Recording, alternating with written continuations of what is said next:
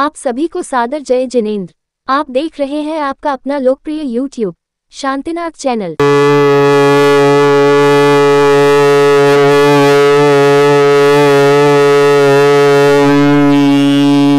नमः सिद्धेभ्यः।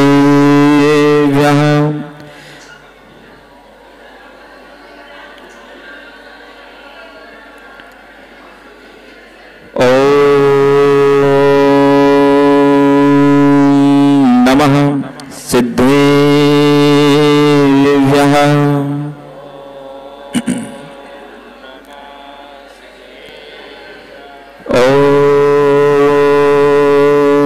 नमः सिद्धेभ्यः।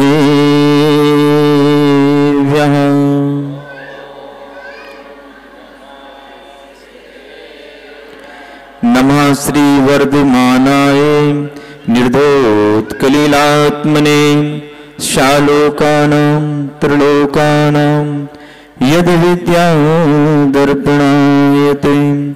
णभो हरिहन्ताडं णभो सिद्धाडं णभो आयरेयाडं णभो विजयाडं नमो लोये सौसावरं। पंच परमेष्टि भगवान की, 24 तीर्थंकर भगवान की, श्री पारसनाथ भगवान की, भगवान महावीर स्वामी की, सिद्ध चक्र महामंडल विधान की, संत आचार्य श्री विद्यासागर जी महाराज की, चर्याश्रम आचार्य श्री विशुद्ध सागर महाराज की, अहिंसा परमो धर्म की। थोड़ा 20 कम कर दो इसको। भव्य आत्माओं, आज हम सभी ने सिद्ध चक्र महामंडल विधान के माध्यम से श्री कर्मधन महामंडल विधान को यहां पर संपन्न किया।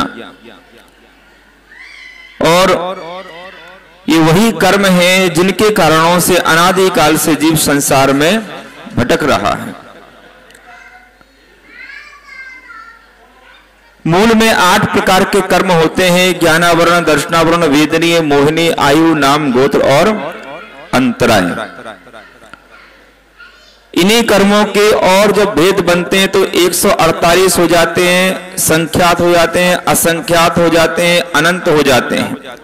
प्रकृति, प्रदेश और स्थिति और अनुभाग की अपेक्षा से अनंत प्रकार के कर्म हो जाते हैं। अपन ने सिद्ध चक्र महामंडल विधान में अनंत कर्म रहता है, सिद्ध परमेष्टि नमः, ऐसा अपने अर्घ वहां पर चढ़ाया था। तो आपके मन में प्रश्न होता होगा कि अनंत कर्म कैसे हो जाते? तो उसकी फल देने की जो शक्ति होती, इंटेंसिटी होती, जो अनुभाग होता है, अनुभाग छोटा सा छोटा भी कर्म क्यों ना हो, एक समय का अनुभाग क्यों ना हो, वो अनंत में ही होता है। अनुभाग का उदय अनंत में ही होता है। तो तीनों कालों का जो अनुभाग होगा वो अनंत में हो जाता है। इसलिए कर्म अनुभाग की अपेक्षा से अनंत हो जाते हैं। प्रकृति की अपेक्षा से 148 हो जाते हैं। प्रदेशों की अपेक्षा से असंख्यात हो जाते हैं। स्थिति की अपेक्षा से संख्यात हो जाते हैं। तो ये चारों प्रकार के प्रकृति, प्रदेश, स्थिति, अनुभाग अपन जब समझते हैं तो संख्यात, असंख्यात, अनंत और अनंत इस प्रकार से कर्म बन जाते हैं। अब प्रश्न यहां पर यह होता है, क्या वास्तव में ये कर्म है कि नहीं? कितने लोगों को श्रद्धा है कि ये संसार में इस प्रकार के कर्म भी होते हैं? हाथ ऊपर कीजिए। बहुत बढ़िया, नीचे कर लीजिए। 8 प्रकार के कर्म होते हैं क्या? हैं? परंतु जब मूल में जाएंगे तो वास्तविकता में 8 प्रकार के कर्म नहीं होते हैं। ये 8 प्रकार के कर्म नहीं होते हैं। क्या होता है? एक कार्मण नाम की वर्गणा होती है। क्या होती है? कार्मण नाम की वर्गणा होती है। उससे कार्मण नाम के कर्म बनते हैं। आहार वर्गणा से औदारिक, वैक्रिक और आहार के 3 प्रकार के शरीर बनते हैं। तेजस वर्गणा से तेजस शरीर बनता है और कार्मण वर्गणा से कार्मण शरीर बनता है। अर्थात कर्म बनते, कर्मों के समूह को ही कार्मण शरीर कहा जाता है। तो वर्गणा होती है, 23 प्रकार की वर्गणा होती हैं। वैसे तो संख्यात प्रकार की वर्गणाएं हैं, पर 23 प्रकार की ऐसी वर्गणाएं हैं जिससे जीव अपना कार्य करता है। उससे पुद्गल, धर्म, आकाश, इनमें वो सहायक बनते हैं। तो कार्मण नाम की जो वर्गणा होती है उससे ज्ञानावरण आदि कर्म का निर्माण होता है। वो वर्गणा अत्यंत सूक्ष्म होती है, उन्हें कौन देख सकता है?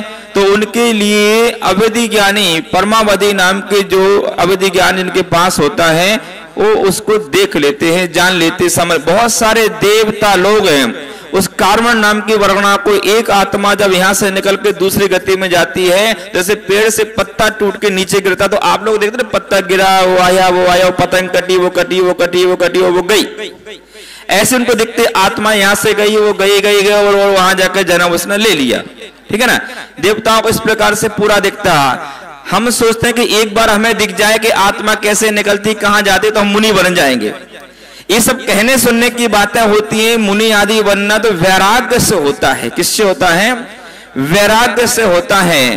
तो देवताओं को तो साक्षात दिखता है ये सारी चीजें, फिर भी वो वैराग्य को प्राप्त नहीं हो पाते हैं और अधिकतर देवता एक इंद्रिय स्थावर जीव बन जाते हैं। तो जो कार्मण नाम की जो वर्गणा है उससे क्या बनते हैं? क्या बनते हैं? कर्म बनते हैं। कैसे बनते हैं? कैसी होती है वर्गणा? कौन उसको कर्म रूप से परिवर्तित करता है? तो कर्म रूप से परिवर्तित करने वाला भी जीव ही है, क्योंकि कार्मण नाम की जो वर्गणा है वो अजीब है, पुद्गल है। कैसी है? अजीब है। उसमें जानने देखने की शक्ति नहीं होती है, उसमें कोई जान नहीं होती, वो कोई जीव नहीं होती है। उस कार्मण नाम की वर्गणा को कर्म रूप से जीव ही परिवर्तित करता है। कैसे करता है? जैसे आप सबके घर में आटा होगा, आटा गेहूं का, ज्वार का, बाजरा का, मक्के का, तो जो आटा है उस आटे में शक्ति है। क्या शक्ति है? हलवा बनने की, पूरी, पराठा, कचौड़ी, समोसे बना लो, रोटी बना लो, गुजिया बना लो, है ना? कैसे बनेगा? गृहिणी जो बनाने वाली होती है उसका जैसा ज्ञान होगा वैसा बनेगा। छोटी सी बच्ची को अब आटे की लोई दोगे तो बेलेगी तो पाकिस्तान का नक्शा बनेगा, है ना? और हमारी मैना सुंदरी को आप दे दोगे एकदम जम्बू द्वीप का नक्शा बनेगा, गोल एकदम सुंदर रोटी बनेगी। क्यों? अभ्यास हो गया। दीवार पर चित्र बनने की शक्ति है, पर तो चित्र कैसे बनेगा? जैसे चित्रकार के ज्ञान में उपयोग में चित्र चल रहा होगा वैसा चित्र बन जाता है। तो ठीक उसी प्रकार से उस कार्मण नाम की जो वर्गणा है उसमें कर्म रूप से परिवर्तित होने की शक्ति होती है, परंतु वो ऑटोमेटिक नहीं होती है। जैसे डिब्बे में रखा हुआ आटा कभी रोटी नहीं बनता है, पूड़ी नहीं बनता है, पराठा नहीं बनता है, उसे बनाना पड़ता है। उसमें कुछ चीजें हमें निमित्त रूप से चाहिए पड़ती हैं, गृहिणी भी चाहिए पड़ती है, बाहरी सामग्री भी चाहिए पड़ती है। आपका उर्षा है, बेलन है, परात है, पानी है, मारने वाला, वो सारी चीजें होना चाहिए। सारी विधि मिलती है तब रोटी बनती है। इसी प्रकार के कार्मण नाम की वर्गणा ठसाठस तीनों लोकों में भरी है। यहां तक कि आपका शरीर है ना, इस शरीर के अंदर भी है और आत्मा और शरीर के बीच में जो भी गैप होता है, तो आत्मा जैसे ये आत्मा है तो कर्म नाम की वर्गणा ऐसी चिपकी हुई है। अभी कर्मों से परिवर्तन नहीं हो, जैसी आत्मा में थोड़ी सी हलन चलन हुई तो वो अंदर प्रवेश कर जाती है और उस समय जैसे आपकी कसाय होती है, राग होता है, द्वेष होता है, उस प्रकार से वर्गणा क्या है? बन जाती है। तो जो कर्म कार्मण नाम की वर्गणा आत्मा के एकदम नजदीक होती है उसको विस्प्रोचय नाम के कर्म कहे जाते हैं। कौन से कर्म? विस्प्रोचय, उम्मीदवार कर्म। अभी वह नेताजी बने नहीं है, परंतु नेताजी के लिए वो उम्मीद के रूप में क्या है? खड़े हो गए हैं, आपके घर घर आ रहे हैं, भैया वोट हमको देना है, बाद में हम आएंगे बनने के बाद में। तो उम्मीदवार वो कर्म कहलाते हैं। तो आत्मा जिस प्रकार से कर्म करती है तो वो जो कार्मण नाम की वर्गणा है वो कर्म रूप से परिवर्तित हो जाते हैं। अब कैसे परिवर्तित होते हैं? वो जो वर्गणा है उस समय आप जैसा विचार करेंगे, अगर आपने किसी ज्ञानी व्यक्ति को देख करके ईर्ष्या की कि राम कुमार जी को तो इतने अच्छे भजन आते, हमको नहीं आते, है ना? आज भजन प्रतियोगिता है और आप ईर्ष्या करने लगोगे, राम कुमार जी के ज्ञान से ईर्ष्या करने लगोगे, उनके भजनों से ईर्ष्या करने लगोगे, तो जो आप ज्ञान और ज्ञानी और ज्ञान के उपकरणों से जो आपको ईर्ष्या हो रहे हैं उससे क्या होगा? जो कार्मण नाम की जो वर्गणा है वो आपकी आत्मा में ज्ञान नाम का गुण होता है, वही केवल ज्ञान जिससे प्रकट होता है। तो जो ज्ञान नाम का जो गुण होता है, उस ज्ञान नाम के गुण के ऊपर वो आच्छादित हो जाती है। तो ज्ञान को जो ढकने को बोलते आवरण। क्या बोलते हैं? आवरण। तो ज्ञान को जो ढके, आवरण और ज्ञान को आपस में जोड़ेंगे तो ज्ञानावरण। क्या बन जाएगा? ज्ञानावरण। यानी कि उस कर्म को नाम देने वाला कौन है? हम स्वयं। कर्म का अपना कोई अस्तित्व नहीं, उसको तो किसने नाम भी नहीं दिया। आत्मा स्वयं स्थान देकर के उसे नाम देती है। जानने की जो हमारी शक्ति है, देखने की शक्ति, जो दर्शन कहते हैं, तो दर्शन गुण को जो आच्छादित करती है उसको दर्शनावरण नाम पड़ जाता है। अव्ययवाद जो सुख हमारे अंदर है, तो वेदनीय कर्म जो है उससे साता वेदनी असाता वेदनी, इस प्रकार से उन कर्मों को नाम भी हमारी आत्मा के कारण से ही पड़ता है।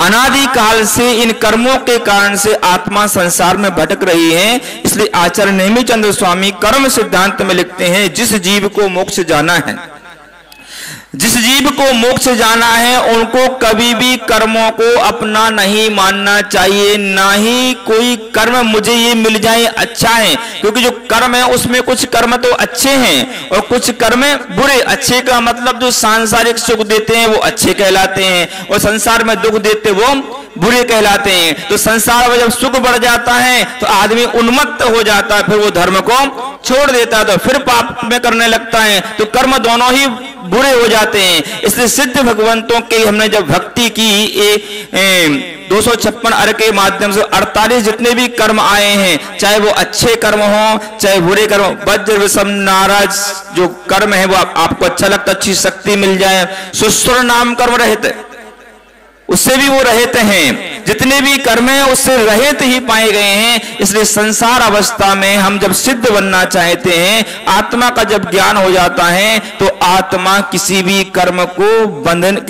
कर्म से बंधने की इच्छा नहीं रखती है कि पाप ना बंधे, पुण्य बंध जाए। हम लोग बोलते ना भाई पुण्य कर्म बंध जाए, कुछ काम आएगा जीवन में, कभी पुण्य आड़े आएगा। आप पाप को छोड़ते जाइए, पुण्य तो आता जाएगा। पुण्य को बांधने की भी इच्छा नहीं करना है, हमें तो कर्म से रहित होने की इच्छा करना है। परंतु प्रक्रिया क्या होती है? प्रक्रिया यह होती है कि पहले पाप को छोड़ा जाता है, पुण्य बाद में जाता है। इसलिए हम पाप को छोड़ते चले जाते हैं, पुण्य आता चला जाता है, और बिना इच्छा से जो पुण्य आता है वो विचार कर लेता, सोच लेता कि इसको तो संसार में कोई इच्छा नहीं रह गई है, तो उस पुण्य से पुण्य फल अरिहंता, वो पुण्य हमें अरिहंत पद को प्राप्त कराता है। और जो इच्छा पूर्वक पुण्य किया जाता है, मुझे पुण्य का बंद हो जाए, मैं आरती कर लूं मुझे कुछ पुण्य का बंद हो जाएगा, सिद्ध विधान कर लेंगे कुछ पुण्य का बंद हो जाएगा, कुछ अच्छे कर्मों का बंद हो जाएगा, ऐसे इच्छा करके जो हम कर्म करते हैं उससे भी पुण्य का बंद होता है। परंतु उससे हमारा संसार ही बढ़ता है, मुक्ति की प्राप्ति कभी भी नहीं होती है। उससे जो भी अपन करेंगे उसको बोलते हैं पापानुबंधी पुण्य। उस समय पुण्य का जब उदय आता है तो आप धर्म को भूल जाते हो और पाप के कर्म में ही लग जाते। कितने लोगों के पास में संपत्ति नहीं, आप सोचिए, विचार कीजिए, परंतु कितने लोग उस धन को धर्म में खर्च करते हैं। कितने लोगों के पास शक्ति नहीं है, कितने लोग रोज प्रातः काल भगवान की भक्ति करने के लिए आते हैं, अभिषेक करने के लिए आते हैं। अरे किसी के कमर में दर्द थोड़ी है, सिर में दर्द थोड़ी हो रहा है, परंतु कुछ लोग ऐसे कि 5 बजे उठ करके राम कुमार जी, और अपने देखा है कि मंदिर में आकर के अभिषेक के लिए खड़े हो जाते हैं, और कितने लोग तो 8-8, 9-9 बजे तक सोते रहते। शक्ति सभी के पास होती है, परंतु पुण्य को जैसे शक्ति मिलती है, एक इंसान उसका सदुपयोग करता है, दूसरा इंसान उसका दुरुपयोग करता है, उसे भोगों में लगा देता है। तो संसार की इच्छा पूर्वक जो हम पुण्य का बंद करते हैं, उससे जो भी हमें जब पुण्य उदय में आता है तो उससे वो पुण्य हमारा धर्म कर्म में नहीं लग पाता है। इसलिए आज के विधान से अगर आप कुछ सीख लेना चाहते हो, तो हमारे अगर कोई रोल मॉडल होना चाहिए तो वो सिद्ध भगवान होना चाहिए। कुछ बोलते हैं ना, हमें पारसनाथ भगवान अच्छे लगते हैं, महावीर भगवान अच्छे लगे, 24 तीर्थंकर भगवान अच्छे लगते हैं, जिन्होंने सिद्ध भगवान को अपना बना लिया। क्योंकि जैसे सिद्ध भगवान है वैसे ही मैं हूं। सिद्ध भगवान का जो स्वरूप का चिंतन करते हैं तो अपना स्वरूप का चिंतन सामने आ जाता है, और जो सिद्ध भगवान के पास है वो मुझे चाहिए, जो उनके पास नहीं है वो मेरा कोई काम का नहीं।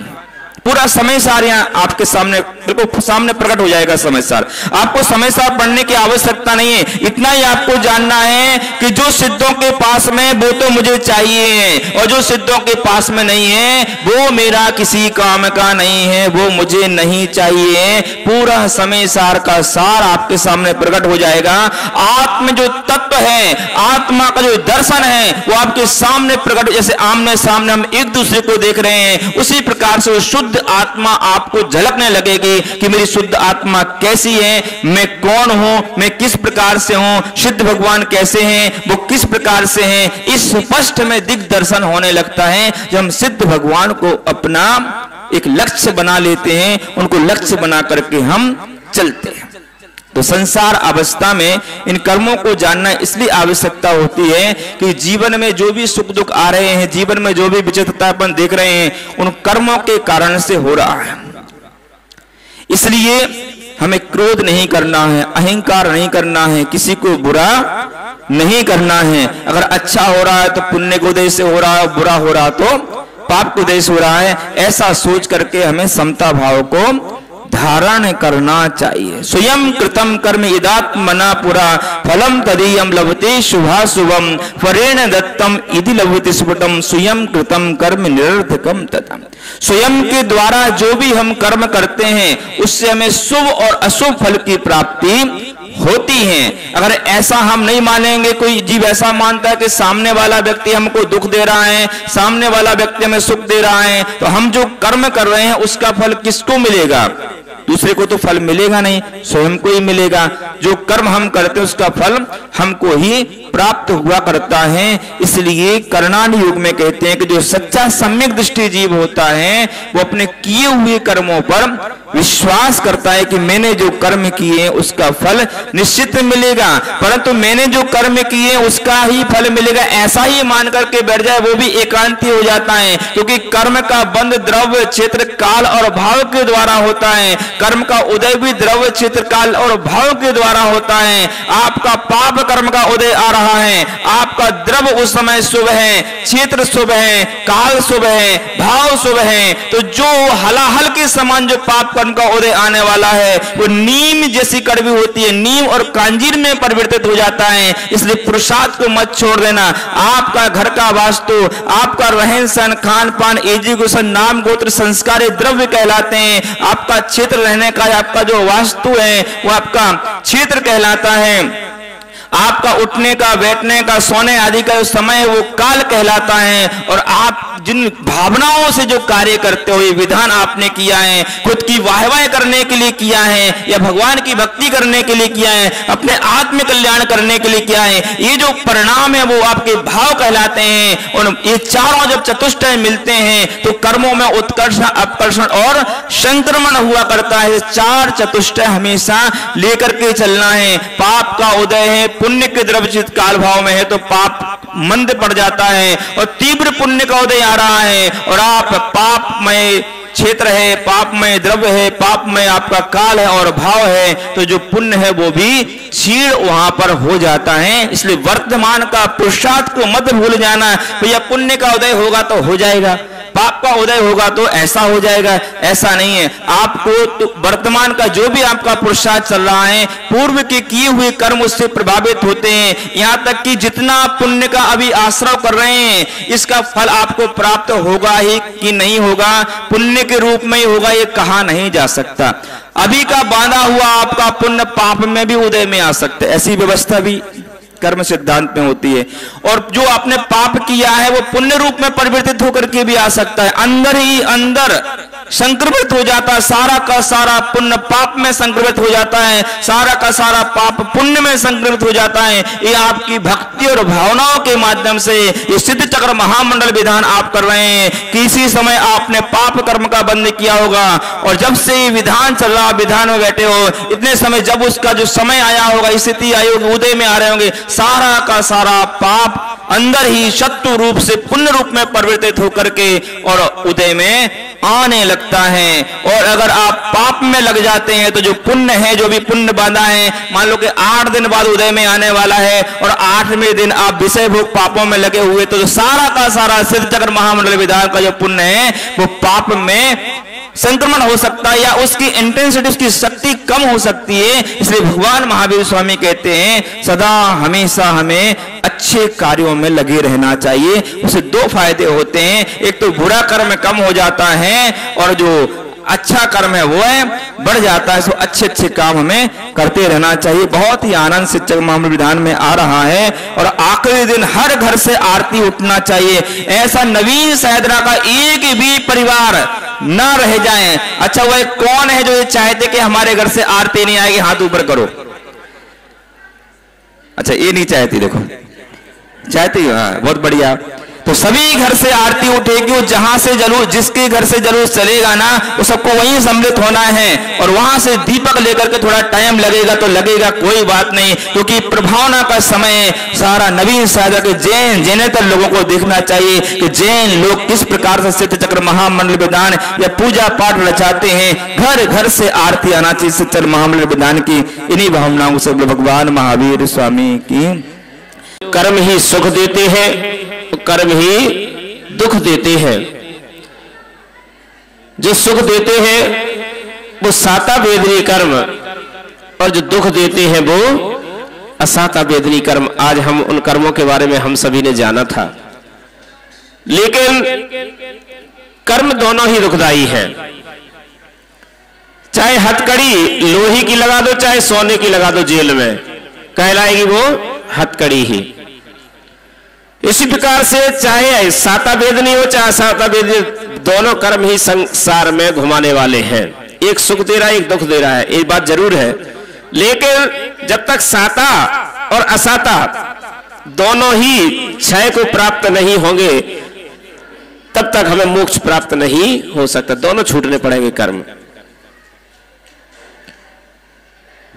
कई लोग सबसे ज्यादा, कोई कहता है हम शनि ग्रह से त्रस्त हैं, कोई कहता है हम राहु से, कोई कहता है शुक्र ग्रह से। लेकिन आचार्य कहते हैं एक ग्रह तो कुछ नहीं है। सबसे बड़ा दुख का कारण कोई ग्रह है तो उसका नाम परिग्रह है। परिग्रह संसार में सबसे बड़ा दुख का कारण है। उसी के ऊपर एक मैं कथानक सुनाता हूं 5 मिनट का, और उसके बाद भजन प्रतियोगिता यहां प्रारंभ होगी। एक साधु था, परिग्रह की बात कर रहा हूं। एक महालोभी साधु सारे दिन मांगा करता था, मांग मांग कर रुपए पैसे जोड़ जोड़ कर रखता था। भीख मांगता। अभी एक बार आया था, एक बंबई में एक भिखारी के पास कितने दिन 4-5 करोड़ रुपए पाए गए उसके पास। इतना पैसा निकला उस भिखारी के पास। ऐसी एक बाबा था, वो मांगा करता था सारे दिन, और जब पैसा इकट्ठा हो जाता था उससे एक सोने की सिक्का खरीदता था छोटा सा। ले असर पिया मैली सी गुदड़ी में सीता जाता था, वो गुदड़ी डर के मारे चेले को नहीं बताता था। ले न जाए गुदड़ी कोई रात दिन यही डर रहता था, सावधान रहना रे बाबा सावधान रे रहना, चेले से ये कहता था। चेला भी दोनों रहते थे। रात में कहता चेले सावधान रहना सावधान रहना। बिछा कमर के नीचे गुदड़ी साधु रात को पड़ता था, देख देख अंधियारी साधु को बुखार सा चढ़ता था। ज्यों ज्यों रात होती त्यों त्यों वो परेशान होता था। बार बार कहता चेले तू सोता है या जगता है, अरे जागते रहना चेले मुझे बड़ा डर लगता है। इसी तरह साधु चेले को सारी रात जगाता था, दिन निकले बस्ती में साधु दान मांगने जाता था। एक दिना सोचा चेले ने क्यों इसको डर लगता है, सारी रात जगाता मुझको आप रात भर जगता है। कारण क्या है? न खुद सोता न मुझे सोने देता। अरे है कुछ माल पास बाबा के इसीलिए ये डरता है, पड़े रात भर चैन न इसको जागो जागो करता है। मौका पाकर एक दिन गुदड़िया खोली है, बिछी हुई थी एक पुरानी गुदड़ी उसे टटोली है। गोल गोल कुछ लगा तुरंत गुदड़ी की सीमन तोड़ी है, निकल पड़ी सारी संपत्ति जो साधु ने जोड़ी है। निकल आई सारी संपत्ति गुदड़ी में से। समझ गया चेला बस यही डर साधु को लगता है, इन्हीं के भय से लोभी कम वक्त रात भर जगता है। बांध पोटली असरफियों की डाल कुएं में आया है, भगा दिया बाबा का डर चेला मन में मुस्काया है। कुएं फेंक दिया उसका सारा धन। घूम घाम कर साधु नित्य की तरह शाम को आता है, दिन छिपते ही घुस कुटिया में गुदड़ी पर सो जाता है। गई रात थोड़ी सी साधु उसी तरह चिल्लाता है, अरे न सो जाना चेले तू आज बड़ा डर लगता है। बोला चेला बाबा जी अब निर्भय होकर सो जाओ, फेंक दिया डर कुएं में निश्चिंत आज से हो जाओ। जो डर तुम्हें सताता था वो आज पकड़ में पाया हूं, कभी न आवे पास तुम्हारे ऐसा मारे भगाया है। सुनकर चौंक उठा बाबा गुदड़ी को देखी भाली है, रही नहीं एक भी असर भी पड़ी गुदड़िया खाली है। देखा साधु अरे चेले तेने ये हरकत क्या कीनी है, जुड़ी उम्र भर की दौलत ते फेंक कहां अब दीनी है। कहा गुरुजी अब तो इस पापी डर को भग जाने दो, आप चैन से सो मुझको भी सुख से सो जाने दो। बोले जिनवाणी माता की। चैनल को अभी सब्सक्राइब करें व इस वीडियो को लाइक कमेंट व शेयर अवश्य करें।